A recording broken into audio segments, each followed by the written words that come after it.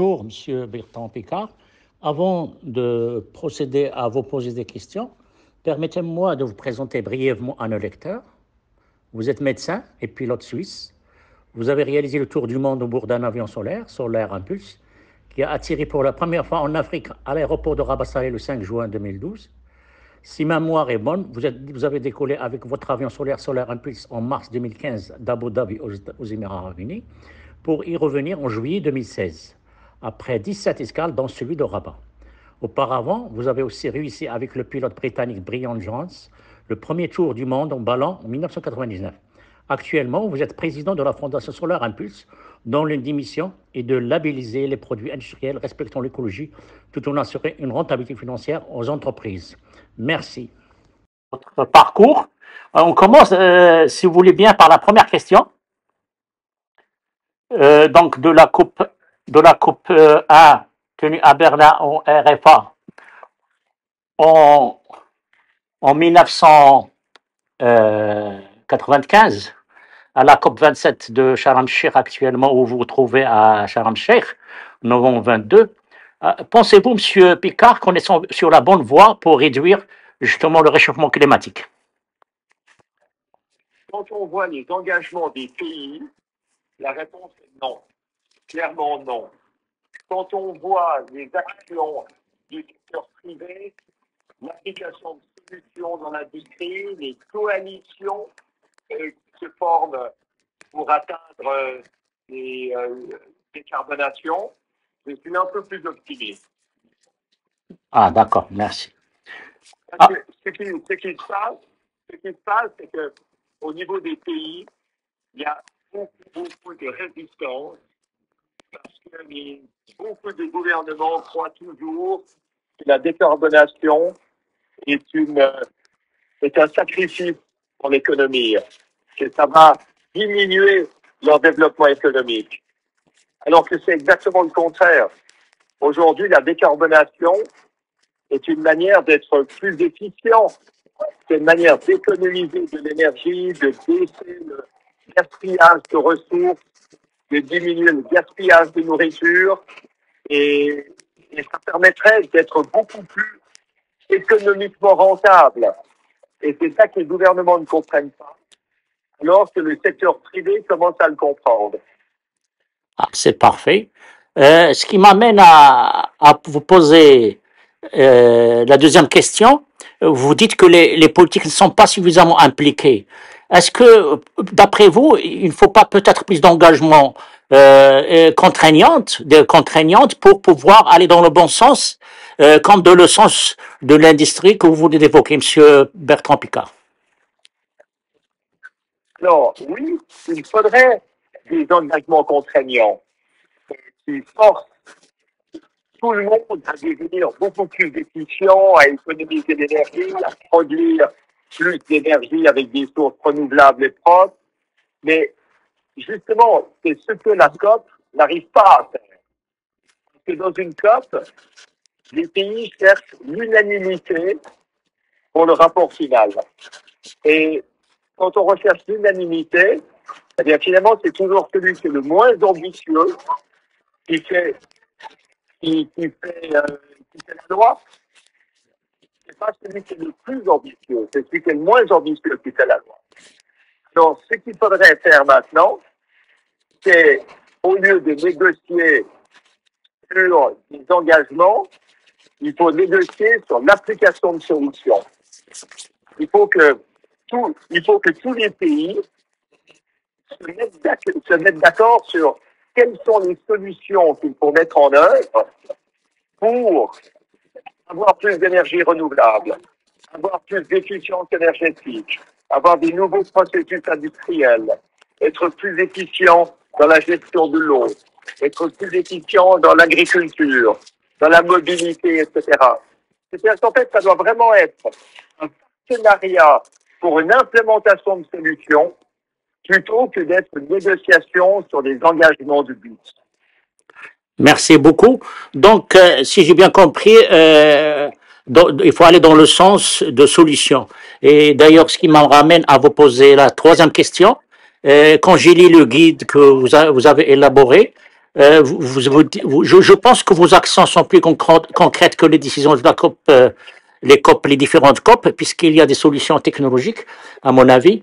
Après avoir fait le tour du monde avec un avion solaire, que vous proposez des solutions aujourd'hui viables pour l'écologie et pour les entreprises, en quoi consiste justement ce travail de solutions technologiques que vous affirmez qui peuvent être rentables pour l'industrie, Monsieur Bertrand Piccard?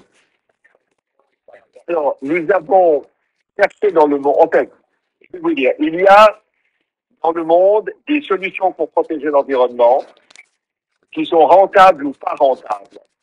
Et il y a de l'autre côté des solutions rentables qui sont parfois polluantes et parfois écologiques. Ce que nous cherchons, c'est l'intersection entre ces deux ensembles. Nous cherchons l'intersection pour sélectionner tout ce qui est en même temps écologique et économiquement rentable. Et là, ce qui est extraordinaire, c'est de voir la quantité énorme de solutions qui existent. Nous en avons trouvé 1450. 1450 dans les secteurs de l'eau, de l'énergie, de la mobilité, de la construction, de l'industrie, de l'agriculture, de l'économie circulaire, de la gestion des déchets. Toutes ces solutions, elles existent, elles sont prêtes à être utilisées. Et tout notre travail consiste à motiver les gouvernements et motiver les entreprises à utiliser ces solutions pour en même temps développer leur économie et protéger l'environnement. Le but, en fait, étant de moderniser le monde. Moderniser le monde, ça veut dire remplacer ce qui pollue par ce qui protège l'environnement. Et c'est ça qui est rentable aujourd'hui, parce que quand on économise des ressources, quand on économise de l'énergie, eh bien, on économise aussi beaucoup d'argent. Merci, Monsieur Bertrand Piccard. Justement, est-ce que c'est pour le volet rentabilité financière, quand il s'agit de faire des solutions rentables financièrement, est-ce que on le fera sans taxe carbone? Parce que la taxe carbone pourrait justement encourager les gens d'aller vers la solution que vous proposez. Non, c'est vrai que la taxe carbone est une solution pour accélérer cette transition vers des solutions qui sont plus efficientes. C'est vrai. Maintenant, on peut aussi, avant même d'avoir une taxe carbone, utiliser tout ce qui existe pour faire mieux. On peut déjà faire mieux aujourd'hui sur beaucoup de domaines. Et c'est ça qu'il faut montrer, parce que la taxe carbone, je pense qu'elle est nécessaire, mais elle fait peur, parce que les gens pensent que ça va leur coûter de l'argent. Et moi, ce que je veux vraiment montrer déjà, avant qu'il y ait une taxe carbone, c'est que les gens peuvent économiser de l'argent, peuvent saisir des opportunités économiquement rentables de protéger l'environnement.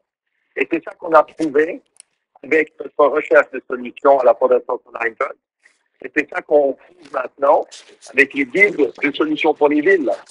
200 solutions pour les villes, c'est leur permettre de se décarboner tout en créant des emplois, tout en développant l'économie, en développant l'industrie, mais de manière propre. Et donc, justement, vous venez de parler du guide que vous avez publié en marge de la COP27. Est-ce que vous pouvez nous synthétiser un peu le contenu de ce guide, Monsieur Bertrand Piccard? Oui.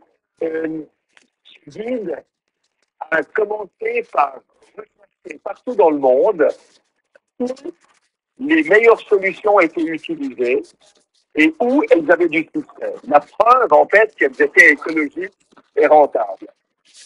Et sur cette base-là, on a étudié comment on pouvait utiliser ces solutions-là un peu partout, dans d'autres villes, dans d'autres pays, en expliquant comment ces solutions pouvaient résoudre les grands challenges, les grands défis de construction, de mobilité, d'énergie, de gestion de l'eau, d'habitat, d'urbanisme, etc. Merci, Monsieur Bertrand Piccard. Alors maintenant, vous avez aussi milité, et vous l'avez dit tout à l'heure, vous avez milité pour une économie efficiente. C'est-à-dire, vous proposez de coupler le PIB avec la qualité de l'efficience et non pas l'augmentation de production et de consommation. Alors, comment on peut y arriver à cet objectif de l'efficience par rapport au volet quantitatif de la production et de la consommation, M. Bertrand Piccard? Alors, je pense que notre monde, beaucoup en gaspillant les ressources, en gaspillant l'énergie, mais perd aussi beaucoup d'argent en gaspillant l'énergie, en gaspillant les ressources. Quand vous avez une maison mal isolée, avec un chauffage ou un air conditionné qui est inefficient, ça vous coûte une fortune. Si, au contraire, vous isolez votre bâtiment, vous le construisez de manière moderne, ou vous le rénovez de manière moderne, que vous mettez un chauffage ou un air conditionné qui vous permet d'économiser d'énergie, on peut diviser par 5 la consommation énergétique et la facture énergétique. Eh bien, ça permet de libérer de l'argent qui permet de payer pour l'investissement. Donc, vous avez un cercle positif, vous avez une spirale positive, où plus vous économisez les ressources, plus vous économisez de l'argent, et plus ça vous permet de moderniser tout le système. C'est ça que j'appelle la croissance qualitative. Merci, votre réponse est claire. Maintenant, justement, pour parvenir justement à fédérer tout le monde pour lutter contre le réchauffement climatique et pour adopter ces solutions technologiques, vous ne pensez pas, Monsieur Bertrand Piccard, qu'il faut passer par une mobilisation planétaire, comme on avait fait dans le Covid-19, pour que les gens soient très sensibilisés au fait que notre unique planète est en danger? J'aime beaucoup votre comparaison. Parce que c'est vrai que dans la crise du Covid, il y a eu une décision planétaire de vacciner les gens et d'éviter, en fait, que ce virus se propage. Donc, il y avait un confinement et il y avait un vaccin. Et aujourd'hui, avec les changements climatiques, il faut faire effectivement la même chose. Et il faut une décision planétaire d'utiliser les médicaments qu'on a, c'est-à-dire toutes les solutions. Le vaccin qu'on a contre le changement climatique, c'est une solution rentable et efficiente. Vous avez raison, c'est ça qu'il faudrait obtenir. Mais avec les Covid, le danger était immédiat. Les gens se disaient on va mourir la semaine prochaine si on ne fait pas attention. Alors qu'avec les changements climatiques, le danger est plus éloigné. Et ça fait moins peur aux gens. Et les gens agissent moins. Ils se mobilisent moins. Eh ben, parfait, Monsieur Bertrand Piccard. Maintenant, je voudrais vous poser une question justement par rapport au fait, est-ce que l'utilisation des énergies renouvelables à elles seules vont suffire justement à réduire un peu l'émission de CO2? Surtout que, Monsieur Bertrand Piccard, la guerre de l'Ukraine nous a surpris et elle complique la donne. Alors, la réponse à la crise climatique et la réponse à la guerre en Ukraine sont les mêmes. C'est la même chose. Aujourd'hui, il y a une crise énergétique parce qu'il n'y a plus assez de gaz russe qui arrive en Europe. Et il y a une crise alimentaire en Afrique parce qu'il n'y a plus assez de céréales ukrainiennes qui arrivent en Afrique. Mais ce qu'on voit, c'est que au lieu d'augmenter la production, au lieu d'augmenter toujours l'approvisionnement, ce qu'il faut faire, c'est baisser la consommation en étant plus efficient. Aujourd'hui, on gaspille 3/4 de l'énergie qui est produite avec des vieux systèmes qui sont inefficients. On gaspille la moitié de la nourriture qui est produite parce qu'on n'est pas efficient non plus dans la manière de conserver la nourriture, dans la manière de cultiver, dans la manière de transporter, dans la manière de consommer. Et notre monde est un monde inefficient, profondément inefficient, c'est-à-dire que c'est un monde qui gaspille les ressources. Et aujourd'hui, ce qu'on voit, c'est que on doit travailler sur 2 niveaux.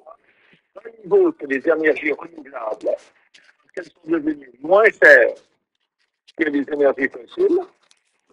mais on doit aussi travailler sur l'efficience énergétique pour avoir moins besoin de production d'énergie, sinon le renouvelable ne suffira jamais. C'est clair, Monsieur Bertrand Piccard. Alors, une question concernant justement la taxe carbone. L'Europe vient de décider la mise en place de la taxe carbone aux frontières. Et à partir du 1er janvier 2023, et justement, le Maroc, que vous connaissez très bien, parce que vous avez attiré avec votre avion solaire en juin 2012, est concerné. Donc, que pensez-vous de cette taxe aux frontières imposée par l'Europe à partir du 1er janvier 2023, Monsieur Bertrand Piccard? Je pense que ça va pousser tous les pays qui veulent exporter vers l'Europe à travailler sur les mêmes critères d'écologie, d'efficience et de performance.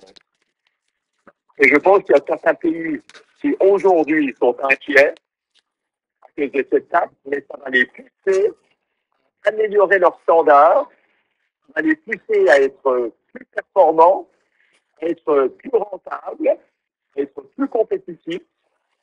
Vous verrez que d'ici très peu de temps, le Maroc sera avantagé parce qu'il aura été poussé à devenir plus efficient, plus rentable et plus performant. Et ça lui permettra ensuite au Maroc d'exporter dans d'autres pays de manière encore meilleure. Merci. Une autre question, Monsieur Bertrand Piccard. Vous êtes à Sharm el-Sheikh, certainement vous êtes présent avec plusieurs chefs d'État africains et vous savez très bien que l'Afrique fait face au changement climatique et elle est exposée à divers défis. Que préconisez-vous, Monsieur Bertrand Piccard, pour les chefs d'État africains? Qu'est-ce qu'ils doivent faire? Les chefs d'État africains doivent comprendre qu'aujourd'hui, ça leur coûte beaucoup plus cher d'importer des énergies fossiles que de créer des centrales d'énergie renouvelable délocalisées à l'intérieur de la périphérie de leur pays. Vous savez, les pays africains s'appauvrissent chaque année en important des énergies fossiles en échange de dollars, appauvrit la balance commerciale. Alors que si ils utilisent des investissements pour développer du solaire, de l'éolien, de l'hydroélectrique, de la biomasse, de la géothermie, eh bien, ils vont créer des emplois chez eux. Ils vont développer le pouvoir d'achat chez eux. Ils vont créer un développement chez eux.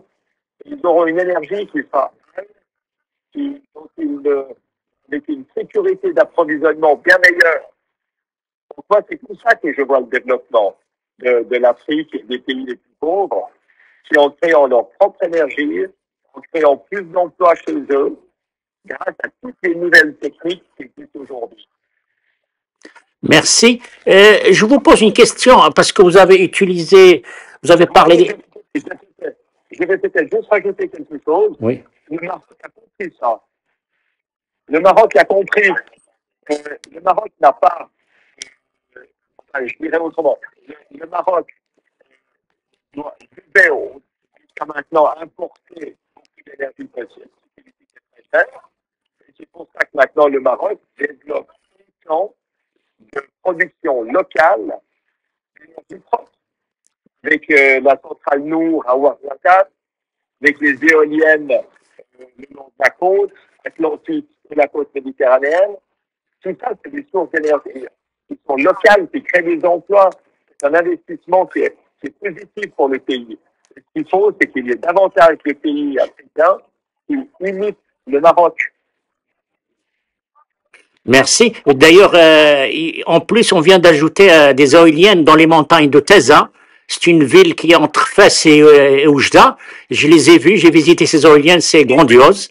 Alors maintenant, vous avez parlé, Monsieur Bertrand Piccard, des énergies comme la biomasse, l'éolien, tout ce qui est centrale hydraulique. Moi, je voudrais vous poser une question par rapport au nucléaire. Aujourd'hui, l'énergie nucléaire, c'est vrai, elle n'émet pas de carbone, mais malheureusement, elle produit des déchets radioactifs qu'on aura des problèmes à gérer pour après la consommation de l'électrique. Donc aujourd'hui, je crois que nous avons 400 000 tonnes de déchets nucléaires depuis la création de la première centrale nucléaire jusqu'à aujourd'hui. Est-ce que ce volet est abordé à Sharm el-Sheikh, M. Bertrand Piccard, ou bien on n'aborde que les CO2? Il y a pas mal de discussions autour du nucléaire comme une solution de production d'énergie décarbonée. Mais le problème, c'est que le nucléaire aujourd'hui est plus cher que l'éolien et le solaire, plus cher que la biomasse, plus cher que l'hydroélectrique et plus cher que la géothermie. C'est ça qu'il faut voir. Et puis, si on veut créer des nouvelles centrales nucléaires, bah, il va falloir 15 ans au minimum. Et on ne peut pas attendre 15 ans. Donc, si on met du solaire ou de l'éolien ou de la biomasse, Ça va vite. on peut le faire en 2 ou 3 ans. Merci. Alors, une dernière question. Merci beaucoup je pense, vous êtes très mobilisé à Sharm el-Sheikh. J'ai pris un peu de votre temps, mais je vous remercie beaucoup. Une dernière question, Monsieur Bertrand Piccard. Quel conseil, quel message vous donnez aux jeunes du monde entier? Quel comportement on doit adopter pour contribuer quotidiennement à lutter contre le réchauffement climatique et la pollution de la nature? Il faut que les jeunes agissent chacun à leur niveau. Il faut parler à son élu local. Il faut utiliser les réseaux sociaux. Il faut pour mobiliser d'autres jeunes. Il faut bien sûr faire tout ce qu'on peut soi-même à son niveau. Il faut manger beaucoup plus local. Il faut économiser l'énergie. Il faut respecter les ressources naturelles. Tout ça, il faut le faire. Et puis, je dirais qu'il y a encore une autre chose dont on parle pas souvent. Il faut que les jeunes choisissent un métier qui a un avenir pour la protection de la planète. Et là, les métiers sont extrêmement prometteurs au niveau des installateurs de panneaux solaires, au niveau des installateurs de centrales à biogaz, installateurs d'éoliennes, des spécialistes de l'énergie, dans le numérique. On va utiliser beaucoup de numérique pour faire les réseaux intelligents d'énergie. Donc, il y a beaucoup de métiers où on a besoin de main-d'œuvre. Il faut que les jeunes choisissent ces métiers-là, qui sont souvent des métiers assez techniques, mais assez manuels aussi. Des installateurs, des gens qui vont rénover les bâtiments, des gens qui vont construire de manière plus propre. Et ça, c'est vraiment une manière de donner de l'espoir aux jeunes qui peuvent être actifs dans cette transition énergétique. Merci beaucoup, Monsieur Bertrand Piccard, de votre temps. Je vous souhaite un bon séjour. Je vais rajouter quelque chose. Oui, avec plaisir. Vous savez que l'annonce officielle de la recherche des 1000 solutions, je l'ai faite à Marrakech, à la COP22, devant les organisateurs de la COP22. Quelle recherche, s'il vous plaît, vous pouvez répéter, monsieur, je n'ai pas entendu bien. Vous avez dit que vous avez lancé? Oui, la recherche des 1000 solutions. Ah, d'accord. Quand j'ai annoncé que la Fondation Solar Impulse voulait chercher 1000 solutions économiquement rentables pour protéger l'environnement. Ah, ça a été fait à Marrakech. À la COP22, devant les organisateurs marocains. C'est une bonne information.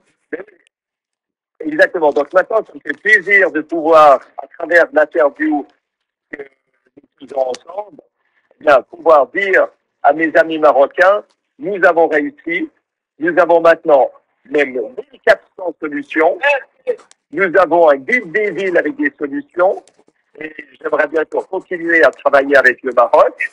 J'ai eu le plaisir et l'honneur lundi de m'entretenir avec Moulay Rachid, avec la ministre Leila Bedani, et nous parlons justement de comment le guide des solutions pour les villes pourra aider le Maroc également, et nous mettons le Maroc dans les premiers pays avec lesquels nous voulons continuer à collaborer. Merci beaucoup, Monsieur Bertrand Piccard, et j'espère vous rendre visite en Suisse pour prendre un café, ou bien si vous venez au Maroc, vous êtes le bienvenu pour prendre un thé à la menthe. Et je vous souhaite bon séjour et bon retour, et merci beaucoup pour vos équipes, Monsieur Bertrand Piccard. Avec plaisir. Au revoir. Merci beaucoup. J'en ferai l'écho le plus large possible. Mes amis marocains. Merci, je ferai l'écho le plus large en Afrique, dans le monde et au Maroc. Magnifique. Allez, au revoir et bon séjour à Sharm el-Sheikh. Au revoir. Merci beaucoup. Au revoir. Au revoir.